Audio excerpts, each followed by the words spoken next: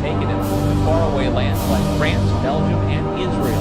He's also led the amazing personal growth for Rashaun. Once shy and quiet in front of people, Ray overcame severe dyslexia to earn a college degree. He is now an accomplished public speaker.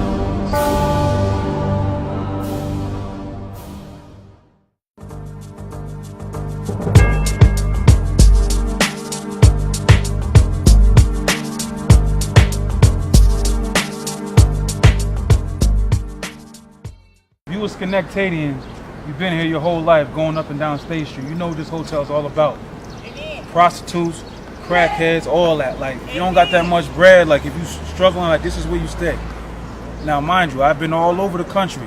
France, Israel, Rome, everywhere, you name it. And this is where I come from. Like, me and my older brother used to stay here when I was younger.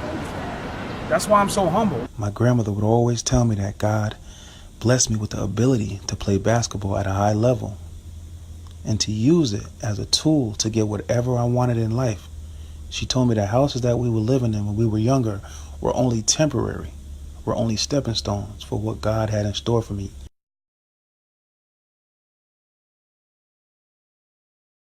You know, it was a little crazy when I was younger, you know, as far as drugs and gangs and different things like that. But, you know, the kids that was actually involved in sports and who wanted to do something positive, they had different outlets. You know, we had the Carver Community Center, we had the Boys and Girls Club, we had the Art Center, we had different like programs and events that we could go to and express ourselves and have something to do besides being out in the streets. And I think the drop-off came when they started to cut those programs. You know, like, you don't play on the varsity basketball team or football team, you know, and you didn't make those teams. So now school lets out and you go home. You go to the Carver Community Center and there ain't one. You go to the Art Center and that's about to close down. Things like that, you know what I mean? Like, I think that's what a drop-off was. You know, kids not having anywhere to go to express themselves. So you know what they're doing? They're leeching on to somebody that's doing something negative.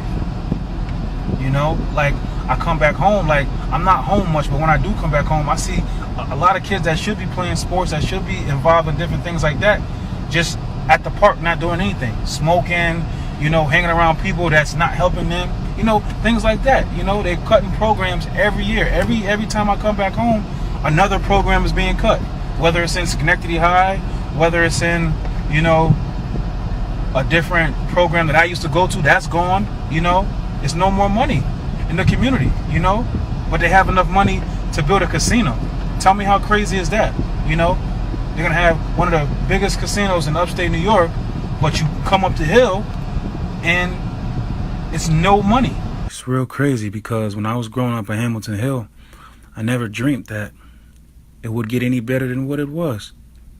That's what I woke up and seen every day. Drugs, crime, abandoned buildings, houses being burned down and staying there for several years.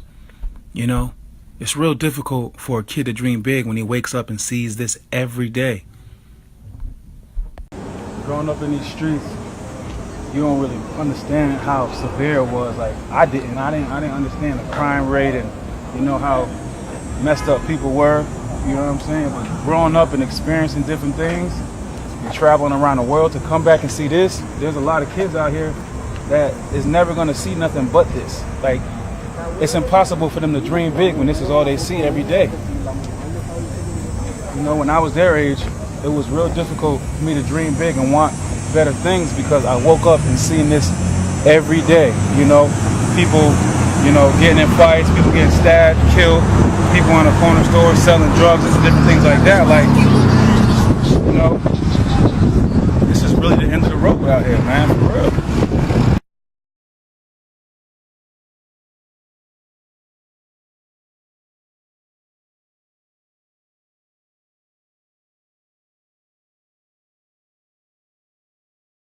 It impacted me because, like, when the Carver closed down, there wasn't really nothing to keep me company besides the Boys and Girls Club. Go to the Boys and Girls Club, play basketball. Then after that, I'm back in the streets, outside with my friends running around. As a little kid, mad, just finding something to do. like Yeah. basketball, football, find your friends, get a little football game, basketball game. So as a youth, like, what do you see in Schenectady that's going to motivate you to push you to another level? Like, who do you have to look at or whatever for motivation besides rappers and entertainers that you see on TV? Like my mother, she go to work every day, 9 to 5. I don't got no father, so she's my father figure and my mother. She do everything for me. She take care of me. And I don't want to be out here like all these other people. So you don't got no uncles or brothers doing nothing professionally or with careers that could get you jobs and stuff like that? Not really. Not out here. This is why I'm so humble. Like, to travel around the world, see a bunch of different things, and to come back to see this, like where I came from, to see how crazy it is, like to see like the streets is still the same and all of that. Think about it. Like, it's what humbles me. Like, every time I come back home, it makes me work harder.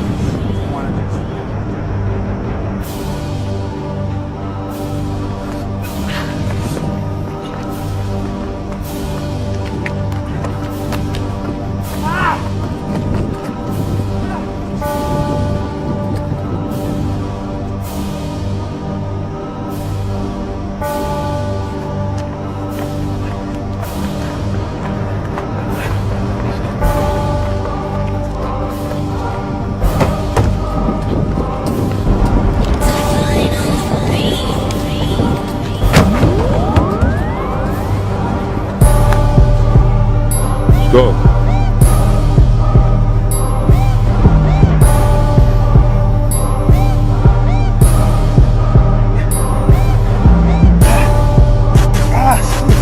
Let's go. Do 5 more.